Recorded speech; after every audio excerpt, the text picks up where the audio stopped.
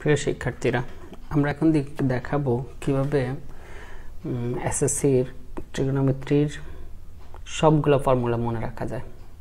তো সবগুলো ফর্মুলা মনে রাখার জন্য তিনটা রিলেশন তোমাদেরকে ভালো করে মনে রাখতে হবে।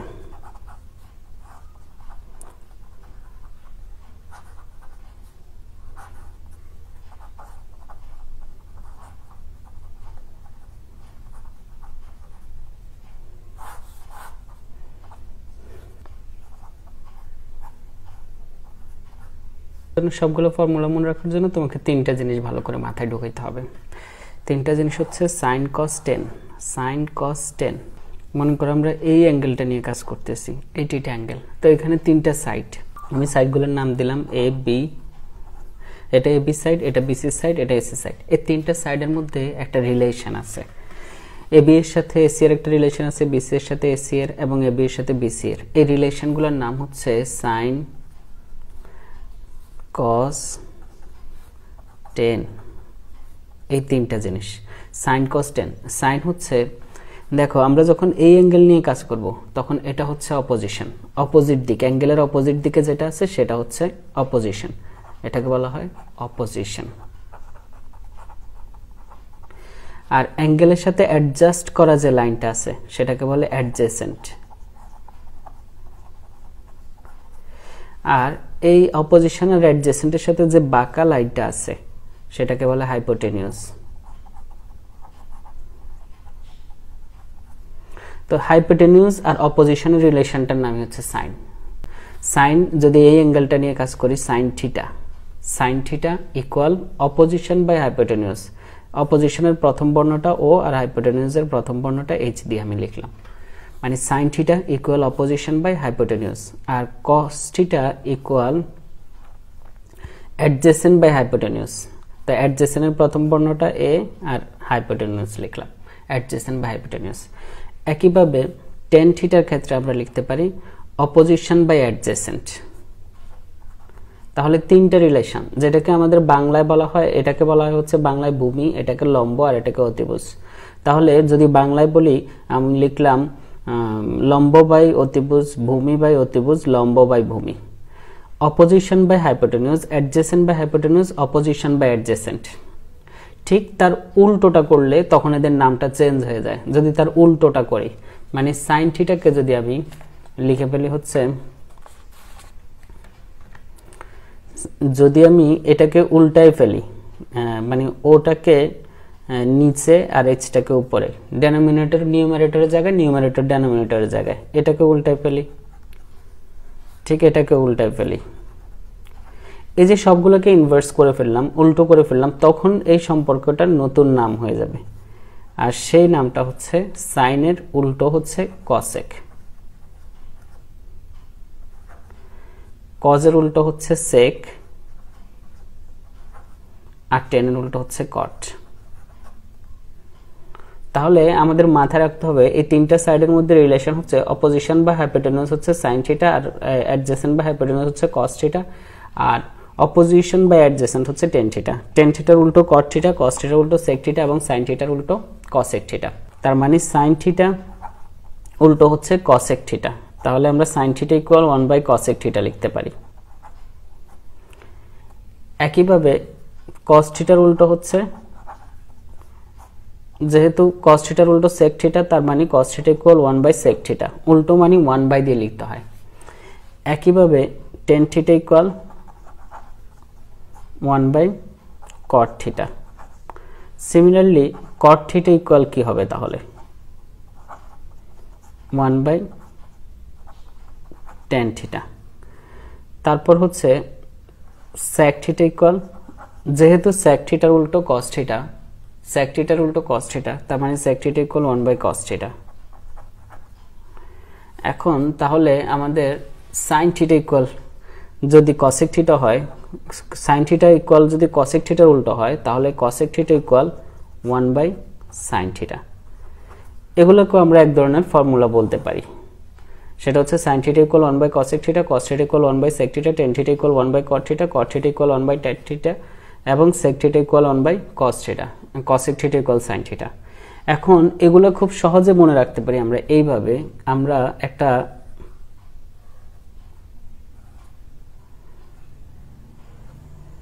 হেক্সাগন ড্র করব, যেটা বাংলায় বলে ষড়ভুজ। এই যে একটা হেক্সাগন ড্র করলাম। তো হেক্সাগনের এই কোণাটা সাইন থিটা, এটা কস থিটা। মনে রাখতে হবে সাইন থিটা কস থিটা। এখানটার নাম দিলাম টেন থিটা, এটা কট থিটা। এটার নাম দিলাম সেক থিটা, আর এই কোণাটা হচ্ছে কসেক থিটা। তাহলে এটার প্রত্যেকটা ভার্টেক্সের নাম দিচ্ছি sine theta, cos theta, tan theta, cot theta, sec theta, cosec theta. তো একটু খেয়াল করো, সাইন থিটা 1/cosec থিটা, এই যে তার অপোজিট কোণাটা কিন্তু সাইন থিটার উল্টো হচ্ছে 1/cosec থিটা, কসেক থিটার উল্টো হচ্ছে 1/sin থিটা। একইভাবে টেন থিটার উল্টো হচ্ছে কট থিটা, কট থিটার উল্টো হচ্ছে টেন থিটা। একইভাবে কস থিটার উল্টো হচ্ছে সেক থিটা, সেক থিটার উল্টো হচ্ছে কসেক থিটা। তাহলে আমাদেরকে শুধু ষড়ভুজটা বা হেক্সাগনটা আঁকার সময় এটা মাথায় রাখতে হবে, sine theta, cos theta, tan theta, cot theta এবং সেক থিটা, কসেক থিটা। এভাবে আমাকে ড্রয়িং করতে হবে। আমরা এটা তো মনে রাখলাম, এই ফর্মুলাগুলো আমাদের এখন ক্লিয়ার। ধরে নিলাম এগুলো এক একটা ফর্মুলা, তাহলে 1 2 3 4 5 6 ছয়টা ফর্মুলা আমাদের মাথায় ঢুকে গেল। এখন আমরা যদি সাইন থিটাকে কস থিটা দ্বারা ডিভাইড করি তাহলে কি হবে? Sine theta divided by cos theta. তো সাইন থিটা সমান আমরা জানি অপোজিশন বাই হাইপোটেনিউজ, মানে ও বাই এইচ। তার মানে আমরা এখানে ও বাই এইচ লিখতে পারি সাইন থিটার জায়গায়। একইভাবে কস থিটা সমান আমরা জানি অ্যাডজেসেন্ট বাই হাইপোটেনিউজ, এই যে অ্যাডজেসেন্ট বাই হাইপোটেনিউজ, তার মানে আমরা এখানে এ বাই এইচ লিখতে পারি। তো এই ডিভিশন ভাগের সম্পর্কটাকে যদি আমরা গুণে নিয়ে যাই তাহলে O by H into H by A. এবার এই দুইটা আমরা যদি কাটাকাটি করি তাহলে এখানে কি দাঁড়াবে? এইচ এইচ কাটা, তার মানে ও বাই এ দাঁড়াচ্ছে অপোজিশন বাই অ্যাডজেসেন্ট।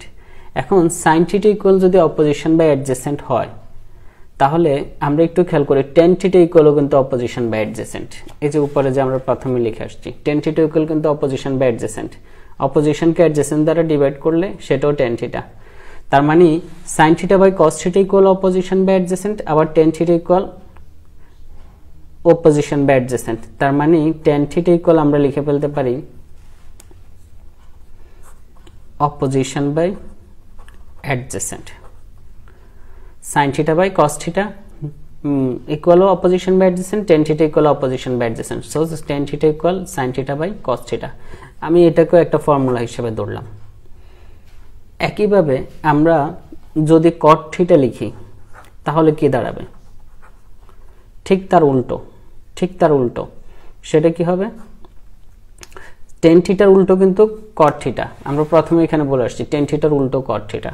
এই যে এখানেও লিখে আসছি টেন থিটার উল্টো কট থিটা। আবার এখানেও দেখাই নিয়ে আসছি টেন থিটার উল্টো কট থিটা। তাহলে ঠিক এখানে উল্টো করে দেই, নিউমারেটরের জায়গায় denominator cos theta by sine theta. তার মানে হচ্ছে cot theta equal cos theta by sine theta. এরকম প্রত্যেকটারই একটা রেশিও বের করা যায়। যদি আমরা আবার দেখি এখানে ষড়ভুজটাতে tan theta equal sine theta by cos theta, tan theta equal sine theta by cos theta, এই যে tan theta equal sine theta by cos theta.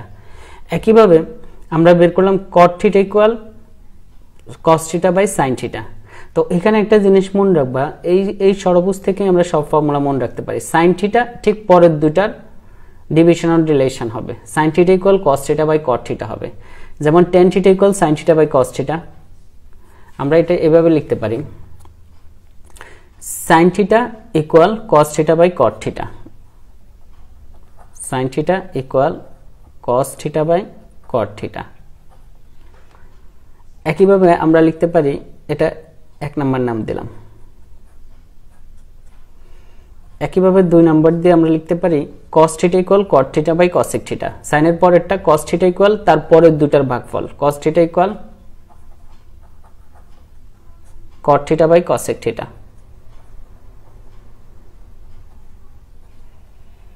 একইভাবে আমরা এর পরের cot থিটা ইকুয়াল লিখতে পারি cosec theta by sec theta.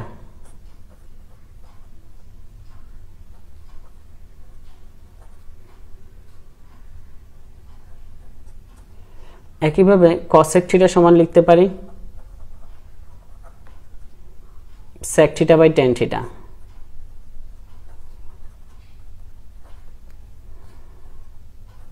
একইভাবে sec theta সমান লিখতে পারি ঠিক তার পরের দুটা tan theta by sin theta.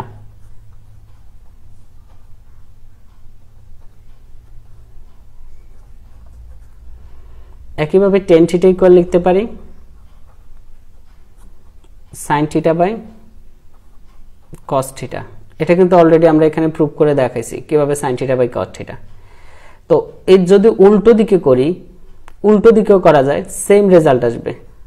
আমরা চাইলে উল্টো করতে পারি, sin থিটা থেকে পিছনের দিকে আমরা লিখতে পারি sin theta equal tan theta by sec theta. মানে আমরা এতক্ষণ এই দিক থেকে এই দিকে গেলাম, এখন এই দিক থেকে এই দিকে যাচ্ছি। sin থিটা সমান আমরা লিখতে পারি tan theta by sec theta. একইভাবে tan থিটা ইকুয়াল লিখতে পারি sec theta by cosec theta.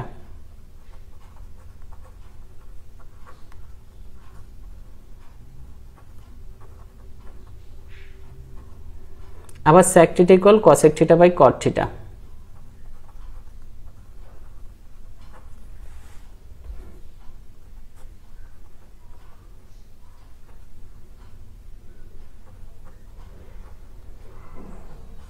আবার cosec থিটা ইকুয়াল লিখতে পারি cot theta by cos theta.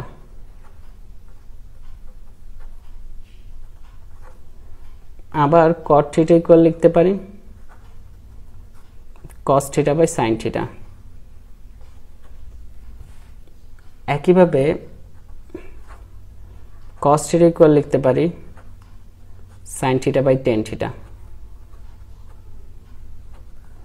আশা করি এই সম্পর্কগুলো তোমরা সব বুঝতে পারছো। সেটা হচ্ছে আমি যদি এই দিকে যাই তাহলে হবে ঠিক প্রথম যেটা আমি নিচ্ছি তার পরের দুইটার ডিভিশনাল রিলেশন বা পরের দুইটার রেশিও, ঠিক এটা নিচ্ছি এর পরের দুইটা রেশিও, এটা নিচ্ছি এর পরের দুইটা রেশিও। আর যদি এটা হচ্ছে ঘড়ির কাঁটার দিকে, আর যদি ঘড়ির কাঁটার বিপরীত দিকে যাই তাও হবে sin theta equal tan theta by sec theta, tan theta equal sec theta by cosec theta.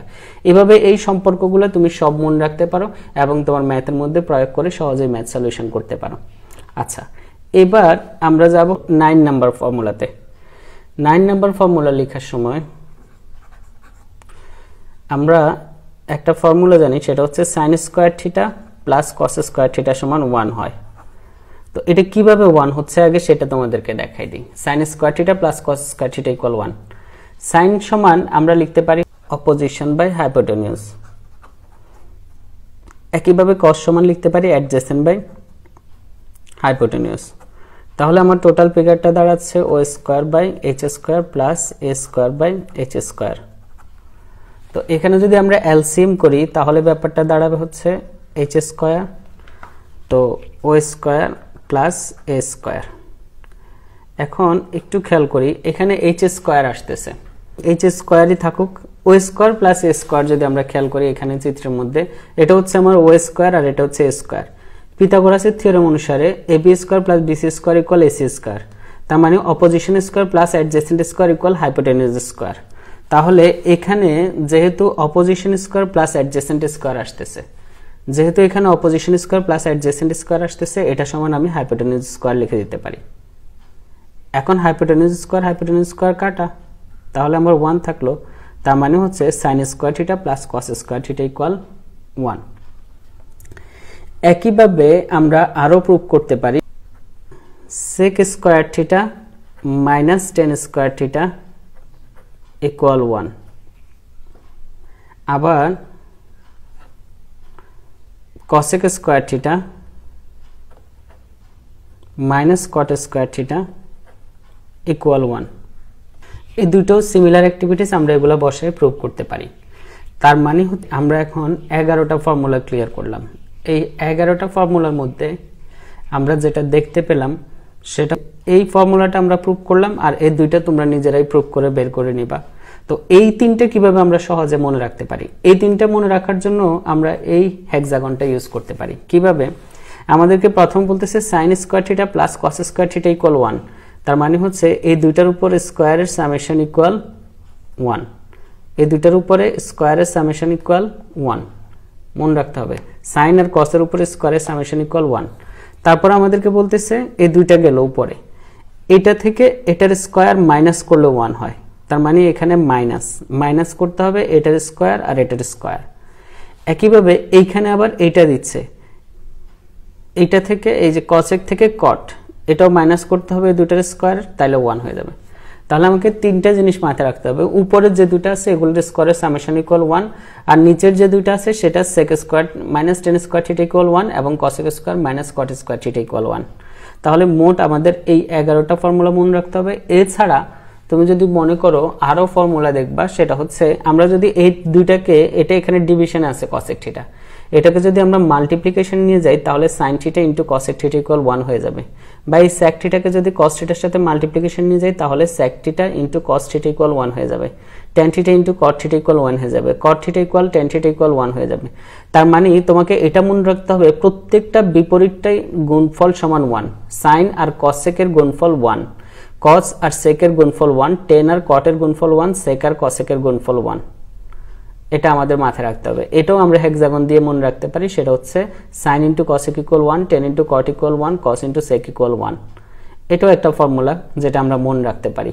তাহলে এটা আমরা এই দিক দিয়ে লিখে রাখি, sin theta into cosec theta, ঠিক তার উল্টোটা মনে রাখতে হবে, ঠিক তার উল্টোটা sin theta into cosec theta equal 1। একইভাবে আমরা লিখতে পারি cos theta into sec theta equal 1, আবার লিখতে পারি tan theta into cot theta equal 1। এটা আমি দিলাম 12 নাম্বার ফর্মুলা, এটা 13 নাম্বার আর এটা 14 নাম্বার। এইরকম আমরা যদি সবগুলা জিনিস ঠিকমতো কয়েকবার প্র্যাকটিস করে মাথায় ঢুকাতে পারি তাহলে ফর্মুলা নিয়ে আমাদের আর কোনো প্রবলেম থাকবে না, ফর্মুলা মনে রাখা বা এইসব কিছু আমাদের কোনো সমস্যা হবে না।